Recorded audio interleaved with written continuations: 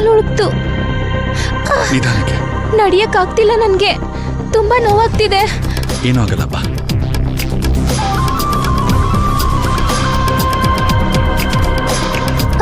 ಇಲ್ಲಿ ಕುತ್ಕೋ ಆರಾಮಾಗಿ. ಎಲ್ಲಿ ಕಾಲು ತೋರಿಸು. ನಾನು ಬಾಂಬ್ ತಗೊಂಡ್ಬರ್ತೀನಿ, ಹಚ್ಚಿದ್ರೆ ಎಲ್ಲ ಸರಿ ಹೋಗುತ್ತೆ. ಹಾ.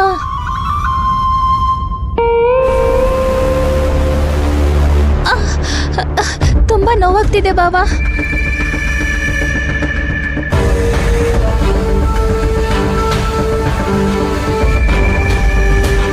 ಈಗ ಸ್ವಲ್ಪ ಪರವಾಗಿಲ್ವಾ?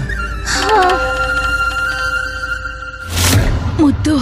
ಅಯ್ಯೋ ಅಮ್ಮ, ನೀನ್ ಗೆದ್ದೇಳೋ ಅವಶ್ಯಕತೆ ಏನಿದೆ ಹೇಳು? ನೀನು ಮಲ್ಕೋ, ನಾನು ಇಲ್ಲೇ ಇದ್ದೀನಿ ಅಲ್ವಾ. ನಿನ್ಗೆ ಕೆಳಗ್ ಬರೋದಕ್ಕಾಗಲ್ಲ, ಆದ್ರೆ ನೀನ್ ಆದಷ್ಟು ಬೇಗ ಗುಣ ಆಗೋಗ್ತೀಯ. ಅದಕ್ಕೋಸ್ಕರ ಏನ್ ಬೇಕಾದ್ರೂ ಮಾಡ್ತೀನಿ, ನೀನ್ ಚಿಂತೆ ಮಾಡ್ಬೇಡ. ಮುದ್ದು, ನಮ್ ಜೀವನದಲ್ಲಿ ನನ್ನ ಉಸಿರಿಗಿಂತ ಮುಖ್ಯವಾಗಿರೋದು ನನ್ನ ಮಗಳು ತನ್ನ ಜೀವನದಲ್ಲಿ ಖುಷಿಯಾಗಿರ್ಬೇಕು ಅನ್ನೋದು. ನೀನೇನು ಚಿಂತಿಸ್ಬೇಡ ಅಮ್ಮ. ನೀನು ಆರೋಗ್ಯವಾಗಿದ್ರೆ ನಾನು ಖುಷಿಯಾಗಿ ಇರ್ತೀನಿ. ಮಾ, ನಿನ್ನ ಹತ್ರ ಎಲ್ಲ ಸತ್ಯ ಹೇಳ್ಬೇಕು ಅಂತಿದ್ದೀನಿ, ಆದ್ರೆ ಅದನ್ನ ಹೇಳಕ್ಕೆ ಸರಿಯಾದ ಸಮಯ ಅಲ್ಲಮ್ಮ. ನನಗೆ ನಿನ್ ಕಾಳಜಿ ಅರ್ಥ ಆಗುತ್ತೆ, ಆದ್ರೆ ಈ ಸತ್ಯನ ನಾವ್ ಅರ್ಥ ಮಾಡ್ಕೊಳ್ಳೇಬೇಕಮ್ಮ. ಗಗನ್ಸರು ಕೇವಲ ಧರ ಅವ್ರಿಗೆ ಮಾತ್ರ ಸೇರಿದವ್ರು ಅಂತ. ನನಗ್ ಅವ್ರ ಮೇಲೆ ಯಾವ ಅಧಿಕಾರನೂ ಇಲ್ಲ.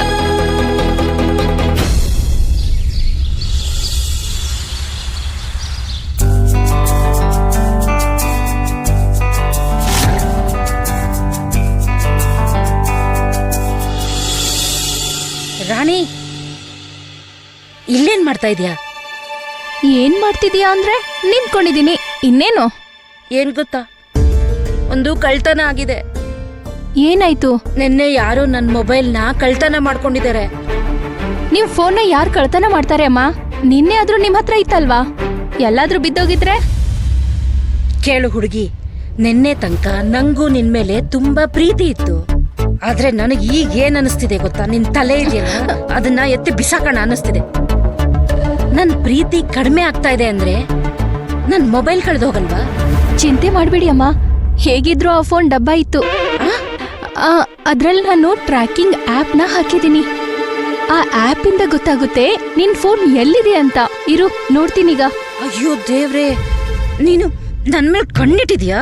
ಅಯ್ಯೋ ಇಲ್ಲ ಅಮ್ಮ, ಎಲ್ಲೆಲ್ಲೂ ಸುತ್ತಾಡ್ತಾ ಇರ್ತೀಯಾ? ಎಲ್ಲಾದ್ರೂ ಬಿದ್ರೆ ಗೊತ್ತಾಗ್ಬೇಕಲ್ವಾ ಎಲ್ ಬಿದ್ದಿದೆ ಅಂತ, ಅದಕ್ಕೆ. ಸರಿ ಬಿಡು, ನಿನ್ ಮಾತು ಮುಗ್ದಿದ್ರೆ ನನ್ ಫೋನ್ ಎಲ್ಲಿದೆ ಅಂತ ನೋಡು. 2 ನಿಮಿಷ ಇರು. ಅಯ್ಯೋ ಅಮ್ಮ, ಏನಾಯ್ತು? ಫೋನ್ ಸಿಕ್ತು. ಆ, ಇದೇ ಮನೆಯಲ್ಲಿ. ಎಲ್ಲಿ? 1 ನಿಮಿಷ ಕಾಲ್ ಮಾಡ್ತೀನಿ.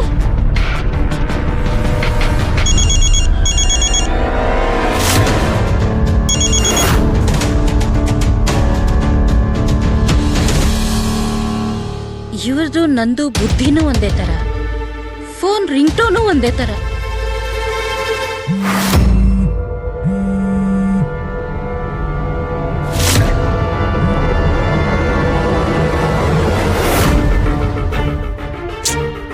ನಿನ್ ಫೋನ್ ರಿಂಗ್ ಆಗ್ತಾ ಇದೆ, ಯಾರೂ ರಿಸೀವ್ ಮಾಡ್ತಿಲ್ಲ.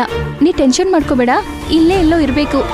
ನೀನ್ ಹೋಗಿ ನಿನ್ ಕೆಲ್ಸ ಶುರು ಮಾಡು, ಆಮೇಲೆ ಅರಮನೆ ಸುತ್ತ ಸುತ್ತಿ ನೋಡೋಣ. ಹಾ, ನಡಿ.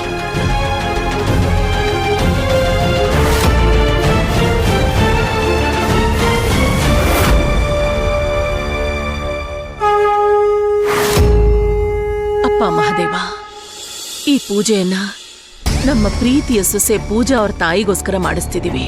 ನೀನ್ ಬೇಕಾದ್ರೆ ನನ್ನ ಹೆಸರನ್ನು ತಗೊಂಡು ಪೂಜನ್ ತಾಯಿಗೆ ಕೊಟ್ಬಿಡು ದೇವ್ರೆ. ಸದ್ಯಕ್ಕೆ ಅವರು ಬೇಗ ಬೇಗ ಹುಷಾರಾಗ್ಬೇಕು.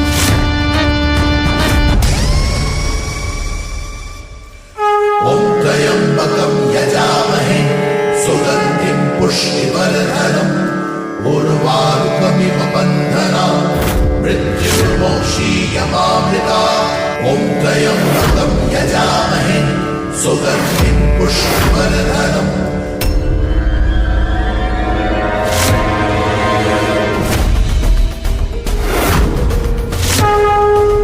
ಪೂಜೆ ಸಂಜೆಷ್ಟರಲ್ಲಿ ಮುಗಿದು ಹೋಗುತ್ತೆ. ಮತ್ತೆ ಮನೆಯ ಆಚೆಗಡೆ ಸಿಗು, ನನಗೆ ನನ್ನ ಹಣ ಬೇಕು.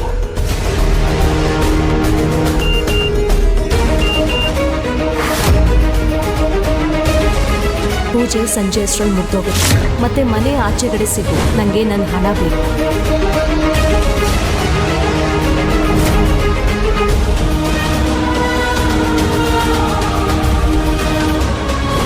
ಸರಿ ಆಯ್ತು.